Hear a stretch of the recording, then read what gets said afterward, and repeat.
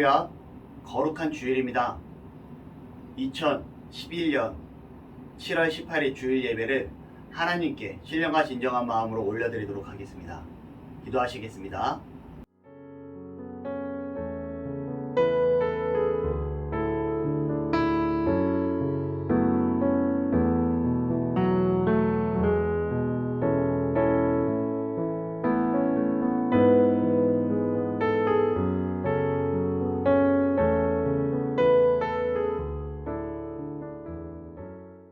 사도신경으로 우리의 신앙을 하나님께 고백하도록 하겠습니다.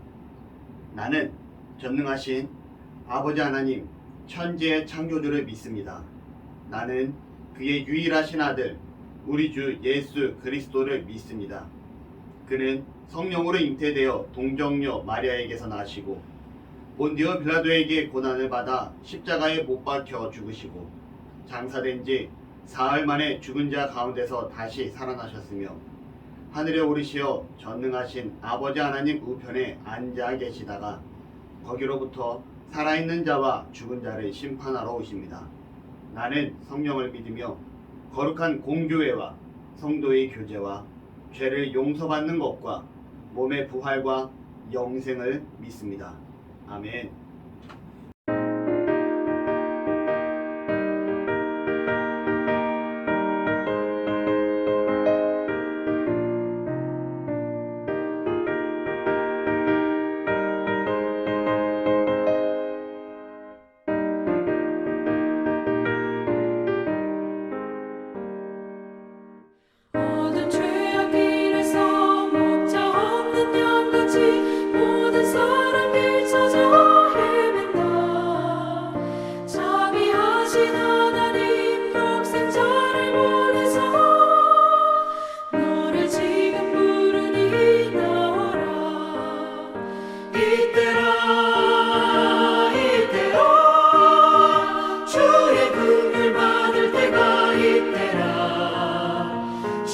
주께 나와 겸손하게 하리라. 구원함을 얻으리. 험한 십자가 위에 달려 돌아가신 주 다시 살아나셨네. 기쁘다. 죄인 구원하실 때 어서 주께 나와 그 신을 내 구하라. 이때라 주의 긍휼 받을 때가 이때라. 지금 주께 나와 겸손하게 하리라. 구원함을 얻으리.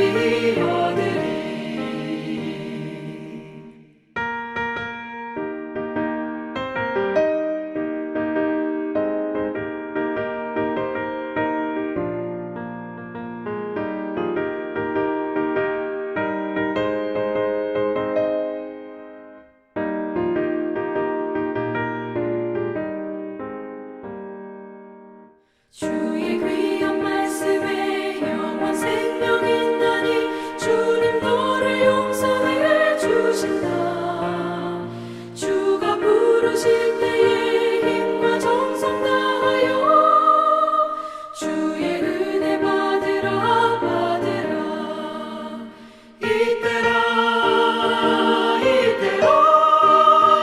주의 긍휼 받을 때가 이때라. 지금 주께 나와 겸손하게 하리라. 구원함을 얻으리.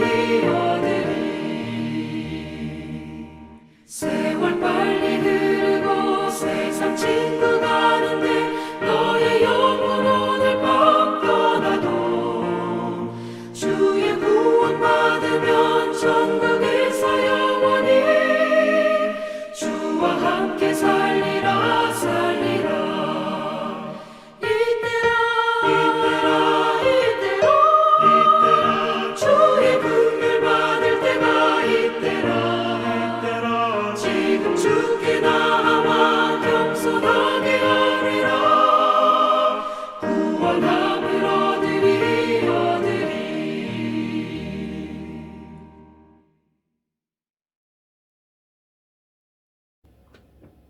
기도하시겠습니다.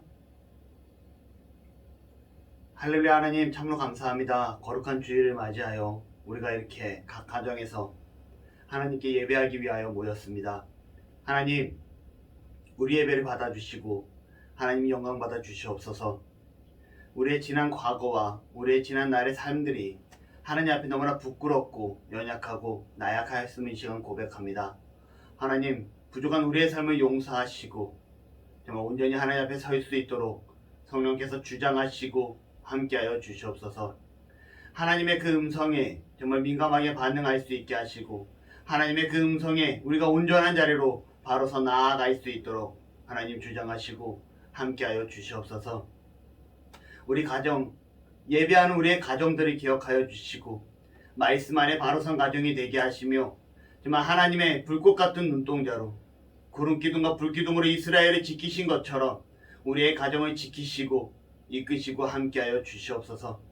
그러한 가운데 우리 가정들이 정말 하나님의 말씀 안에 온전히 선 가정이 되게 하시고 정말 믿음의 가정, 정말 어느 누가 봐도 사회에서 본이 될 수 있는 복된 가정들이 되어질 수 있도록 주장하시고 함께하여 주옵소서. 우리가 어떠한 환경과 어떠한 상황에 있던지 간에 하나님을 기억하게 하시고 정말 예배를 기억하게 하시고 하나님 중심의 삶을 살아갈 수 있도록 도우시고 함께하여 주옵소서. 세상을 바라볼 때 너무나 악하고 흉하며 죄악이 만연해 있음을 이 시간 고백합니다. 이 죄악에 동조하여 함께 살아가기보다 말씀에 입각하여 깨닫는 삶을 살게 하시고 정말 세상의 빛으로서 세상의 소금으로서 역할을 감당할 수 있는 우리 나눔교회 모든 성도들이 되어지도록 하나님 축복하시고 함께하여 주시옵소서. 하나님, 우리가 하나님 앞에 바로 서고자 노력할 때 우리에게 은혜를 더하여 주시고 정말 하나님 앞에 감사한 삶으로 영광 돌리며 나아갈 수 있게 하여 주시옵소서. 이 시간 우리가 하나님을 예배합니다. 하나님을 예배하는 가운데 정말 신령과 진정으로 온전히 하나님을 예배케 하시고 말씀 가운데 정말 깨닫고 더 주님을 섬길 수 있는, 더 세상의 빛과 소금으로 드러날 수 있는 하나님의 사람으로 온전히 나타날 수 있는 은혜가 있도록 하나님 지키시고 함께하여 주시옵소서. 코로나19로 너무나 힘들고 어려운 이 시기에 이 상황이 하루속히 끝날 수 있게 하시고 우리가 마음 맞춰 함께 하나님을 예배하며 함께 하나님을 높일 수 있도록 한 곳에서 하나님을 온전히 예배하며 찬양할 수 있도록 주장하시고 함께하여 주시옵소서. 하나님, 혹여나 고통당하고 어려운 가운데 있는 자들이 있습니까? 하나님께서 위로하여 주시고 치료하여 주시고 해결하여 주시옵소서. 이 시간 예배합니다. 우리 예배를 받으시고 영광 받아 주시옵소서. 감사합니다. 사랑합니다. 예수님의 이름으로 기도드립니다. 아멘.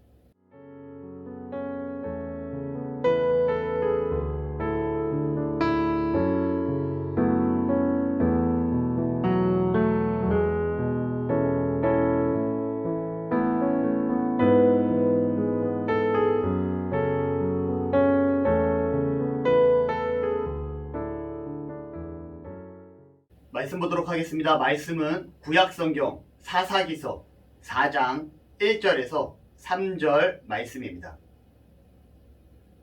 구약성경 365페이지입니다. 사사기서 4장 1절에서 3절 말씀. 저와 여러분이 합독하여서 읽도록 하겠습니다. 에훗이 죽으니 이스라엘 자손이 또 여호와의 목전에 악을 행하매 여호와께서 하솔렛을 통치하는 가나안 왕 야빈의 손에 그들을 파셨으니 그의 군대 장관은 하롯셋 학고임에 거주하는 시스라요. 야빈 왕은 철병거 900대가 있어 20년 동안 이스라엘 자손을 심히 학대했으므로 이스라엘 자손이 여호와께 부르짖었더라. 아멘. 우리는요, 지난주에 에훗에 대해서 말씀을 들었습니다. 그는 왼손잡이 사사였고요, 베냐민 지파의 소속이었다라는 거죠. 베냐민 지파의 이름은 무엇이었습니까? 혹시 기억나시나요? 우리 친구들 맞히면 몇 달란트? 5달란트. 오른손의 아들이라고 했죠. 맞춘 친구들은 부모님들이 체크해 주세요. 이 오른손의 아들, 그 지파가 바로 베냐민 지파입니다. 그런데 에훗은 어떻습니까? 오른손을 쓸 수 없는 왼손잡이였다라는 거죠. 아이러니하게도 하나님은요, 이 왼손잡이 사사를 일으키셔서 에글론 왕을 이기게 하시고 그를 죽이게 하시고 이스라엘 백성을 평온하게 다스릴 수 있게 해주셨다라는 거예요. 여러분 무엇입니까? 부족한 것조차도 들어쓰시는 하나님임을 기억하시기 바랍니다. 더욱이 나아가 은밀한 것을 즐겼던 이 에글론 왕, 그는 그 은밀한 칼에 죽임을 당하게 됩니다. 여러분 하나님 앞에 쓰임받기를 원하십니까? 에훗과 같이 부족하지만 들어 사용되는 자가 되기를 원하십니까? 그렇다면 나에게 있는 이 은밀한 것들을 버릴 수 있는, 나의 은밀한 죄를 죽일 수 있는, 떨쳐버릴 수 있는 그러한 은혜가 있기를 바랍니다. 아멘. 오늘 말씀은요, 드보라에 대해서 말씀을 보고자 합니다. 말씀 제목은 부르짖는 은혜. 한 상인이요, 낙타와 함께 사막을 걸어가게 됩니다. 이 사막을 지나는데 여러분 사막은요 낮에는 덥고요 밤에는 엄청나게 추운 곳입니다. 그런데 이 사막을 지나다 보니 밤이 되기 시작을 하고요, 이 밤을 지내기 위해서 텐트를 치기 시작을 합니다. 그리고 텐트를 다 치고 추위를 피하기 위해 텐트 안에 들어가서 잠을 청하게 되죠. 잠을 자다 보니 뭔가 스산한 기운이 느껴지기 시작을 합니다. 눈을 떠서 보니까 낙타가 너무 추웠는지 그 딴 텐트 안에 따뜻한 공기를 느끼기 위해서 코를 집어넣고 숨을 쉬고 있는 모습을 이분이 잠에서 깨어서 보게 되죠. 아, 이 낙타가 얼마나 추우면 이 텐트에다 코를 집어넣고 숨을 쉴까? 그래, 내가 살짝 조금은 서늘해도 이 정도는 괜찮아 라고 생각을 하고 넘어가게 됩니다. 그리고 다시 잠을 청하죠. 조금의 시간이 더 흘렀을까요? 좀 더 추운 느낌에 눈을 떠보니 이제는 낙타가 머리가 들어와 있는 모습을 보게 됩니다. 또 이 사람은 생각을 해요. 아, 밤이 더 깊어지니 더 추워지니 귀까지 시렸나 보구나. 이제 얼굴까지 들어와 있는데 그래, 이 정도 추위는 나도 버틸 수 있어. 나랑 함께 이 광야를 지나고 있는 낙타잖아. 이해해야지. 시간이 조금 더 지나자 정말 추운 기운에 눈을 뜨게 됩니다. 낙타의 몸이 절반이 들어와 있는 모습을 보게 되는 거예요. 이 사람이 또 어떻게 생각합니까? 그래, 여기까지 나도 참을 수 있다. 얘가 얼마나 추우면 이렇게 하고 있을까? 그리고 옷깃을 여미고 다시 잠을 청하게 됩니다. 너무 추워서 잠에서 깨게 돼요. 어떻게 돼 있습니까? 자기가 텐트에서 밀려나 있고 낙타가 텐트 안에서 잠을 청하고 있는 모습을 보게 됩니다. 조금씩 양보해줬더니 결국은 낙타에게 추위를 피할 장소인 텐트를 빼앗겨버린 이 주인의 모습을 보게 되었다는 거죠. 오늘 사사기 4장의 말씀을 보면 낙타와 같이 텐트를 빼앗기는, 즉 이스라엘 백성들이 죄에 의해서 조금씩 양보를 하다 보니 결국 그들이 텐트를 빼앗긴 것처럼 그들의 거주지를 빼앗겨버리는 이러한 모습을 보게 됩니다. 4장 1절을 한번 같이 읽도록 하겠습니다. 시작. 에훗이 죽으니 이스라엘 자손이 또 여호와의 목전에 악을 행하매. 에훗이 죽으니까 어떻게 합니까? 악을 행하는데 그 앞에 또라는 단어가 붙어 있어요. 이스라엘 자손이 한 번도 아니고 두 번도 아니고 세 번도 아니고 계속해서 반복해서 하나님 앞에 죄를 범하고 있는 모습을 보게 됩니다. 아마 이제는 우리가 사사기를 보고 출애굽기를 보고 너무나 반복되는 이스라엘의 죄의 모습을 보고 있지 않나 하고 생각을 합니다. 여러분, 이스라엘 백성들이요, 고통 가운데 하나님께 부르짖고 지난주에 들었던 왼손잡이 사사 에훗을 사용하셔서 에글론, 모압의 왕 에글론을 무찔러 주시는, 그리고 에글론을 죽게 하고 다시금 그 이스라엘이 80년 동안 평온케 하시는 하나님의 역사를 맛보게 됩니다. 그런데 이 에훗의 통치가 끝나고 80년 시간이 지나자 그가 죽게 되자 어떻게 합니까? 또 하나님을 떠나간 이스라엘 백성을 보게 되었다라는 거죠. 여러분, 과거의 삶과 지금의 삶을 한번 생각해 보시기 바랍니다. 우리가 과거에는 어땠을까요? 제가 얼마 전에 이런 얘기를 해요. 저희 친구들하고. 야, 삶이 각박해지긴 했어도 요즘처럼 편안한 시대가 있었을까? 요즘처럼 좋은 시기가 있었을까라는 얘기를 합니다. 맞습니다. 정말 부유한 시대를 우리는 살아가고 있고요. 정말 평온한 삶을 살아가고 있다는 거죠. 얼마 전에는 우리나라 대한민국이 선진국으로 인정받는 그러한 상황도 전 세계에서 인정받는 상황도 나타났습니다. 여러분, 그런데 우리가 이렇게 부유한 삶을 살고 여유로운 삶을 살고 있는데 정작 우리 한국의 그리스도인들의 삶은 어떻습니까? 아니, 지금 한국 교회의 모습은 어떻습니까? 안타까운 현실을 바라볼 때가 많이 있습니다. 과거에 일본의 통치에 있을 때 기민연의 기미독립선언서를 발표를 합니다. 민족대표 33인이 기미독립선언서를 발표해요. 1919년 기민연일에서 기미독립선언서라고 얘기합니다. 1919년 기민연 3월 1일 날 민족대표 33인이 기미독립선언서를 발표하는데 그 중에 기독교인이 16명, 천도교인이 15명, 불교인이 2명이 포함되어 있습니다. 아니, 이 33명이에요.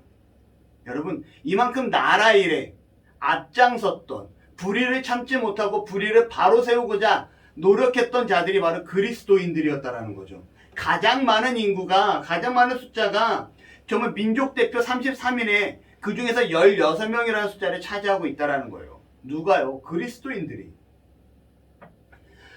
정말 앞장섰던 한국교회인들을 보게 됩니다. 사회 부조리에 앞장섰고요. 구제에 앞장섰고요. 불의에 앞장섰던 그리스도인들이었다라는 거죠. 그런데 지금 이 부유한 이 시대에 한국교회는 어떠한 일을 보고 있습니까? 기독교라고 부르지 않습니다. 여러분들이 더 잘 아실 것 같아요. 뭐라고 얘기하지 않겠습니다. 한번 네이버 검색창에 목사라고 한번 검색해 보시겠습니까? 너무나 가슴 아픈 현실입니다. 정말 죄송한 현실이기도 하고요. 네이버 검색창에 목사라고 검색을 하면요, 1순위로 목사 성폭행이 나옵니다. 제가 친한 친구기도 하지만 이 친구는 여호와 증인이에요. 어떻게든 저를 여호와 증인으로 만들려고 교회의 잘못된 부조리를 맨날 캡처해서 저한테 보냅니다. 아마 그 여호와 증인 그 협회에서 그런 자료를 만들어서 주는 것 같아요. 그런데 제가 이러한 얘기를 합니다. 미꾸라지 한 마리가 물을 흐리듯이 정말 잘못된 목회자와 잘못된 그리스도인들이 교회를 흐리는 거다. 네가 나를 봐서 알듯이 내가 그렇게 교회에 물을 흐리지는 않지 않느냐. 그들과 똑같이 만들지 않았으면 좋겠다라는 표현을 씁니다. 하지만 여러분, 가슴이 아픈 것은 무엇이냐면요, 교회가 교회로서 제 역할을 하지 못하고 있다는 거예요. 다시 말씀드리면 성도가 성도로서 하나님 앞에 살아가는 자들이 그렇게 살지 못하고 있기 때문에 교회가 제 역할을 하지 못하고 있다는 거죠. 이스라엘의 모습을 보면서 그들의 모습과 우리의 모습과 별반 다를 게 없음을 깨닫게 됩니다. 우리가 아이들한테 얘기하죠. 왜 너는 엄마 아빠한테 혼날 때 잠깐이고 혼나고 나서 훈계가 끝나고 나면 다시 원위치로 돌아와서 하지 말라는 것을 반복하니? 우리가 아이들을 훈계하지만 이 아이들의 모습이 결국 우리들의 모습이고요. 하나님이 바라볼 때 아이들이나 우리들이나 이스라엘이나 별반 다를 게 없음을 보게 됩니다. 우리가 이스라엘은 도대체 왜 그래요? 출애굽기 때부터 왜 자꾸 하나님이 역사해 주시고 하나님이 함께 해 주시는데 그들은 왜 자꾸 하나님을 떠나요? 왜 우상을 만들어요? 왜 죄를 지어요? 왜 이방과 함께 해요? 라고 말할 게 아니라 내가 왜 그럴까? 나는 왜 그랬을까? 내가 왜 자꾸 하나님 곁을 떠나고 하나님이 원치 아니하는 삶을 살려고 할까? 왜가 나를 왜 다스리지 못할까라고 고민할 수 있는 은혜가 있기를 바랍니다. 결국 또 하나님을 떠난 이스라엘, 그들은 어떻게 합니까? 2절에 이렇게 기록합니다. 여호와께서 하솔에서 통치하는 가나안 왕 야빈의 손을 그들을 파셨으니. 뭐라고 기록합니까? 가나안 왕 야빈에게 그들을 파셨다라고 성경은 기록합니다. 여러분, 여기 아이러니가 있어요. 뭐냐면요, 가나안 왕이라는 거죠. 온니엘 때는요, 온니엘 사사는 메소포타미아의 왕이었던 구산 리사다임이었습니다. 에훗 사사일 때는요, 모압 왕 에글론이었다라는 거예요. 다시 말하면 가나안 민족이 아닌 그 가나안 주변에 있는 이방 민족에 의해서 가나안 땅에 살고 있던 이스라엘 민족이 고통당하고 압제당하고 있던 상황이었습니다. 그런데 오늘은요, 뭐라고 기록합니까? 가나안 왕 야빈의 손에 그들을 파셨으니. 가나안 왕이라고 기록합니다.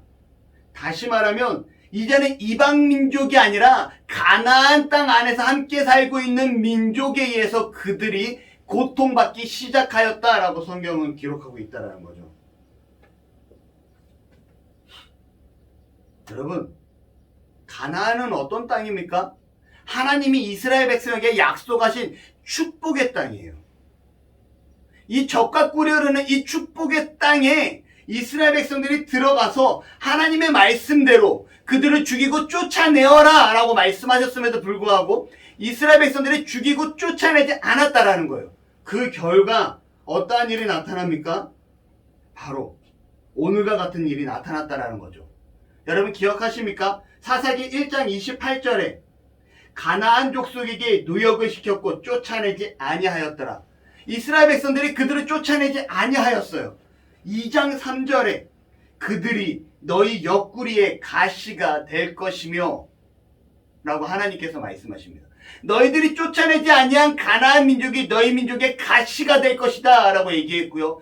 결국 오늘 말씀처럼 어떻게 됩니까? 가나안 왕 야빈에 의해서 통치를 받게 되는, 고통 가운데 머무르게 되는 상황을 보게 되었다는 겁니다. 낙타의 추위를 걱정한 주인이 텐트를 조금씩 내어주다가 어떻게 됩니까? 결국은 가나안에 의해서, 낙타에 의해서 텐트를 빼앗긴 것처럼 가나안 백성을 조금씩 양보하고 도와주고 그들을 이용하다 이제는 가나안 민족에게 자신의 나라조차 빼앗겨버리는 이스라엘 민족을 보게 되었다는 겁니다. 여러분, 우리 삶에 죄가 있습니까? 이 죄의 여유를 조금도 두지 않기를 바랍니다. 제가 지난주, 지지난주 우리의 유혹을 떨쳐버려야 되고요, 던져버려야 되고 버려야 되고 우리 삶에 제하여야 됩니다 라고 말씀드린 것처럼 죄를 위해서 우리의 삶에 조금의 여유도 남겨놓지 않기를 바라요. 만약에 조금의 여유를 남겨두었다면 철저하게 회개할 수 있는 저와 여러분이 되시기를 바랍니다. 결국 이스라엘 백성들은요, 4장 3절에 이렇게 기록합니다. 야빈 왕은 철병거 900대가 있어 20년 동안 이스라엘 자손을 심히 학대했으므로. 여러분, 몇 년 동안 학대했다고 합니까? 20년 동안 심히 학대했다라고 얘기합니다. 구산 리사다임, 그는요, 이스라엘 백성을 몇 년을 통치했을까요? 몇 년을 학대했을까요? 우리 친구들 몇 달란트? 5달란트입니다. 정답은 8년이에요. 마친 아이들은 부모님이 체크해 주세요.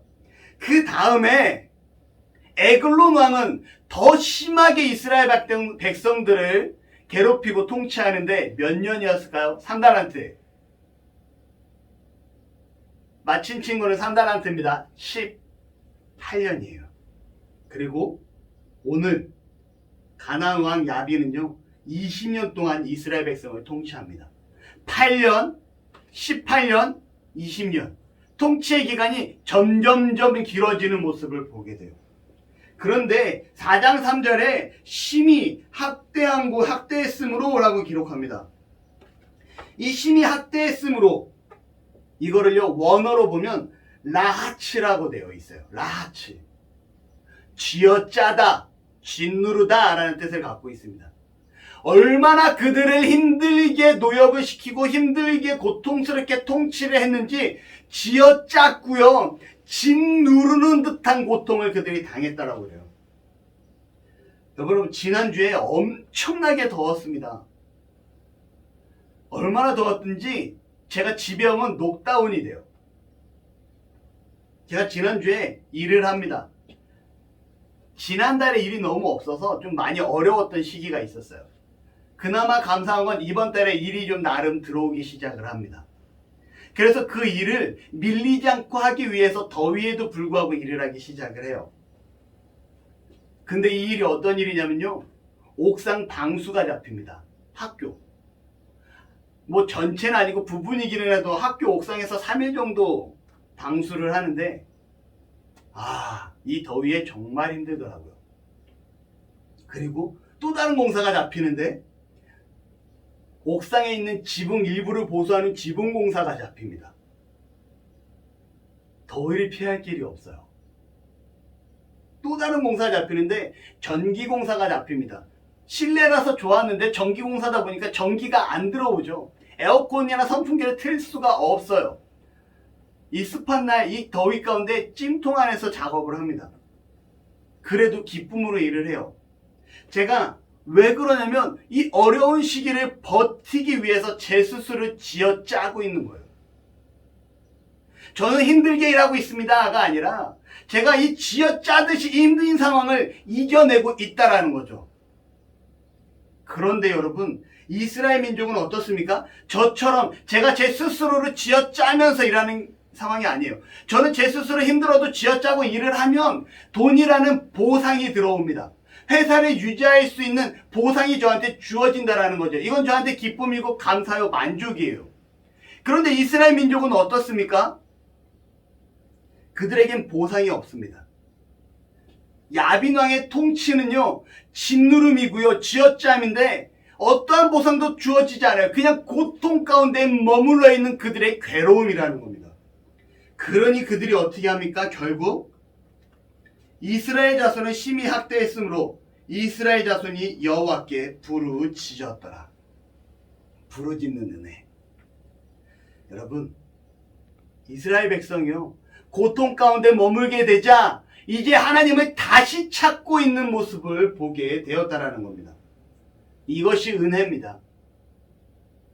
하나님께서 다시금 돌아설 수 있는 기회를 허락해 주시는 것, 그 가운데 우리가 깨닫고 부르짖음을 통해 하나님을 찾게 되는 것, 이것이 은혜라는 거죠. 결국 하나님은 그 부르짖음에 어떻게 하십니까? 바로 드보라라는 여선지자를 보내어 주심을 보게 됩니다. 여러분, 우리의 삶에 변화가 있어야 돼요. 그 변화는 무엇입니까? 부르짖음에서 시작됩니다. 우리가 여전히 반복하는 이 죄 가운데서 벗어나기 위해서는요, 정말 하나님을 찾는 부르짖음이 시발점이 됨을 기억하시기를 바랍니다.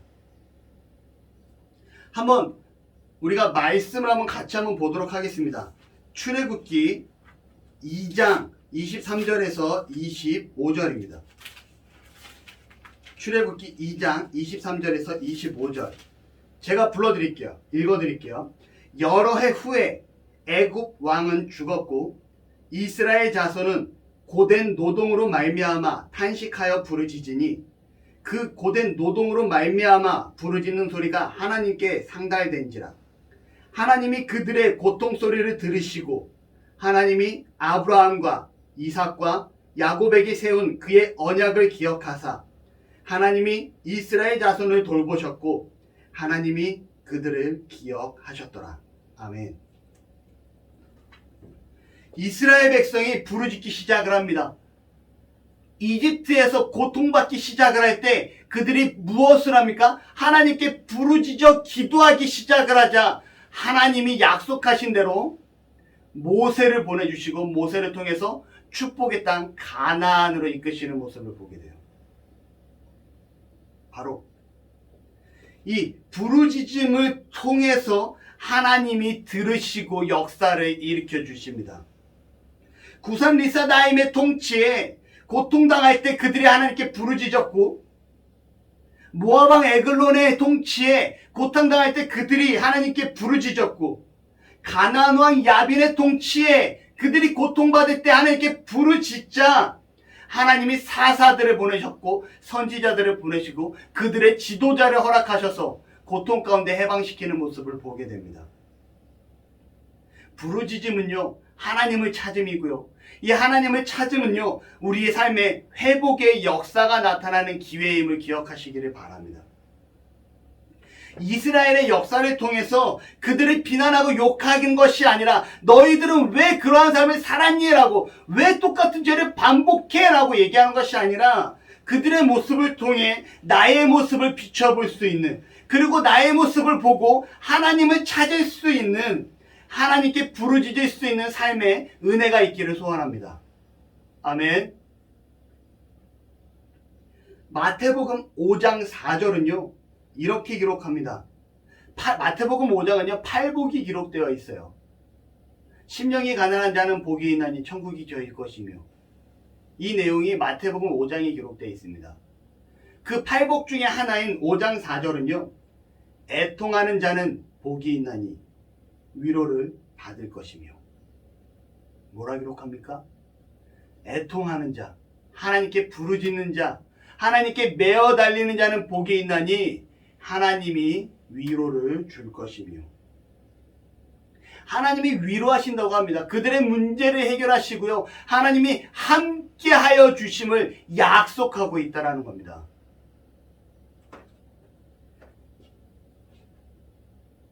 약 120년 전쯤에 평양에 대부흥이 일어납니다. 놀라운 사건이고요. 이 일을 통해서 한국 사회가 개벽이 돼요. 완전히 바뀌어 버립니다. 이 평양 대부흥은요, 한국에 선교사로 왔던 하디 선교사님의 고백으로부터 시작이 돼요. 어떠한 고백이냐? 나는 백인으로서 우월주의자였습니다. 백인 우월주의자였습니다. 나는요, 박사학위를 취득한 자로서 학벌이 부족한 자를 무시하던 자였습니다. 여러분 회개합니다. 죄송합니다. 제가 이 땅에, 이 조선에 선교사로 와서 이렇게 악한 모습을 가지고 있었습니다. 용서하여 주시기 바랍니다. 이 고백이, 이 부르짖는 참회의 고백이, 애통의 고백이 시발점이 되어서 여러분 평양의 대부흥 운동이 시작되기 시작을 하고요. 이 상황 가운데 장대영 교회를 이끌어가던 길선주라는 장로님이 자신이 지난날에 과거에 잘못했던, 죽어가던 친구의 재산을 은닉했던 이 잘못을 고백을 합니다. 그리고 이 사건으로 폭발적으로 회개운동이 벌어지기 시작을 하고요. 하나님 앞에 부르짖는 대한민국이 나타나기 시작을 합니다. 이 역사가 바로 120년 전에 일어났던 평양 대부흥운동이에요. 이 일을 통해서 한국 사회가 완전히 바뀌고요. 이 일을 통해서 그리스도인, 기독교는 너는 인정받을 수 있는 사람이야. 그리스도인들은 구제하는 사람이야. 그리스도인들은 뭔가 바른 사람이야. 라는 선입견이 대한민국에 박혔다라는 거죠. 부르짖을 때 이러한 역사가 나타납니다. 그런데 여러분, 한국 사회는요, 기독교인들은 달라. 그리스도인들은 달라. 그들은 뭔가 바른 삶을 살고 있고, 뭔가 지혜로운 삶을 살고 있고, 뭔가 나누고 베푸고 봉사하는 사람들이 그리스도인이야라는 이런 이미지를 120년 전에 이 부흥운동을 통해서 심어줬습니다. 그런 그리스도인들이 바르게 서지 않자, 바르게 살지 않자 온라인에서는요, 교회를 욕하는 글이 난무하기 시작을 하고요. 온라인에서는요, 목사를 검색하면 목사 성폭행이라는 글이 가장 먼저 나타나기 시작을 하고요. 사회에서 교회를 인정하지 않기 시작을 하게 됩니다. 기대감이 높았는데, 기대감이 높았던 그가 그렇게 하지 않자 기대감이 현저하게 낮아져 버리는, 오히려 그들을 비판하게 되는 비판의 대상이 되어버렸다는 겁니다. 여러분, 현재 우리 삶에 만족하십니까? 내 삶에 만족하고 있다라면 다시금 한번 정말 우리가 바른 삶을 살고 있는지, 하나님 앞에 정말 이스라엘 민족처럼 배교를 하고 하나님을 떠나는 삶을 반복하고 있지는 않은지 점검해 볼 필요가 있을 것 같습니다. 여러분, 하나님 앞에 바로 서기 위해서 정말 애통할 수 있는 우리의 삶이 정말 하나님 앞에 바로 섬을 간절히 원하며 애통하는 자세로, 부르짖는 자세로 그의 위로를 구하고 나와 함께 하시는 하나님을 구할 수 있는 삶이 되시기를 소원합니다. 나눔톡이 항상 하죠. 나와 함께 하시는 하나님. 우리가 하나님을 찾아야 됩니다. 우리가 하나님 중심으로 살아야 됩니다. 오늘 하루도 하나님께 찬양하는 삶은 어떨까요? 오늘 하루도 하나님께 기도하는 삶은 어떨까요? 오늘 하루도 정말 내 주변의 죄악을 떨쳐버리는 삶을 점검하는 삶은 어떨까요? 라고 나눔톡에 기록하죠. 우리의 삶이 그래야 합니다. 수시로 점검하고 정말 하나님 앞에 잘못된 삶을 살고 있지는 않은지, 혹여나 잘못된 삶을 살고 있다라면 이스라엘 백성처럼 부르짖음을 통해 하나님의 함께 하심을 구할 수 있는, 애통하는 자는 복이 있나니 저희가 위로를 받을 것이며 위로를 구할 수 있는 저와 여러분들이 되기를 소망합니다. 아멘. 기도하시겠습니다. 사랑의 하나님, 감사합니다. 이스라엘 백성이 끊임없이 하나님을 배교하는 가운데서도 하나님을 부르짖음으로 하나님을 찾는 모습을 보게 됩니다. 그들의 모습을 비난하고 비판하기보다는 그들의 모습을 통하여 우리의 모습을 보게 하시고 정말 우리의 삶을 날마다 점검하게 하시며 하나님 앞에 바로 서기 위하여 노력하게 하시고 부르짖게 하시고 애통하며 나와 함께 하시는 하나님을, 위로의 하나님을 기대하는 은혜가 있게 하여 주시옵소서. 그러할 때 우리 한국교회가 바로 서게 하시고, 아니 우리의 삶이 바로 서게 하시고, 우리 나눔교회가 바로 서게 하시고, 우리 한국교회가 바로 설 수 있도록 주께서 축복하시고 함께하여 주옵소서. 우리 삶에 부르짖는 은혜가 넘쳐날 수 있도록 하나님 함께하여 주시옵소서. 감사합니다. 사랑합니다. 예수님의 이름으로 기도드립니다. 아멘.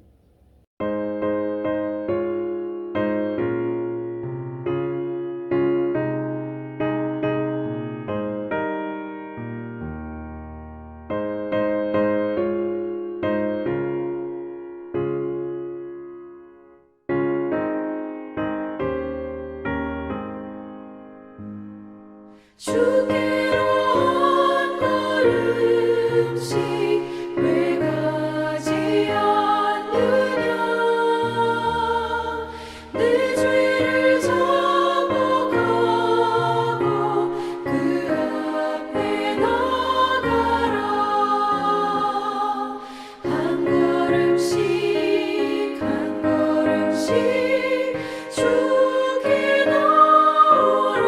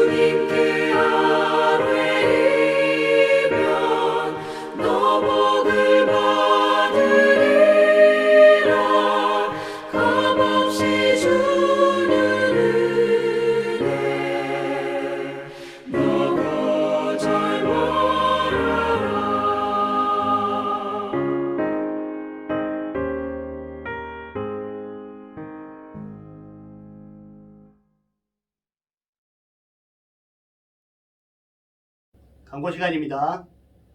우선 코로나 4단계가 끝나기 전까지는 가정에서 이렇게 아쉽지만 온라인으로 예배하고자 합니다. 예배 시간은 11시고요. 예배를 함께 하기 위해서, 예배를 지키기 위해서 온전히 노력할 수 있는 나눔의 가족 모두가 되시기를 바랍니다. 두 번째로는 설교 중간에 제가 아까 말씀드린 것처럼 퀴즈를 내고 이 퀴즈를 맞힌 아이들을 여러분 제 카톡으로 누가 맞췄어요 라고 넣어주시면 그 달란트가 들어갈 거고요. 아니면 그냥 나눔톡에 댓글을 달 수도 있고요. 유튜브에 댓글을 달 수도 있어요. 거기에다가 달아주시면 제가 정산해서 기록을 해놓도록 하겠습니다. 하여튼 오늘도 수고하셨고요. 날마다 하나님 앞에 예배함으로 승리할 수 있는 저와 여러분들 되시기를 축원합니다. 아멘. 주기도문으로 예배 마치도록 하겠습니다. 하늘에 계신 우리 아버지여, 이름이 거룩히 여김을 받으시오며 나라가 임하시오며 뜻이 하늘에서 이루어진 것 같이 땅에서도 이루어지이다. 오늘 우리에게 일용할 양식을 주시옵고 우리가 우리에게 죄 지은 자를 사하여 준 것 같이 우리 죄를 사하여 주시옵고 우리를 시험에 들게 하지 마시옵고 다만 악에서 구하시옵소서. 나라와 권세와 영광이 아버지께 영원히 있사옵나이다. 아멘.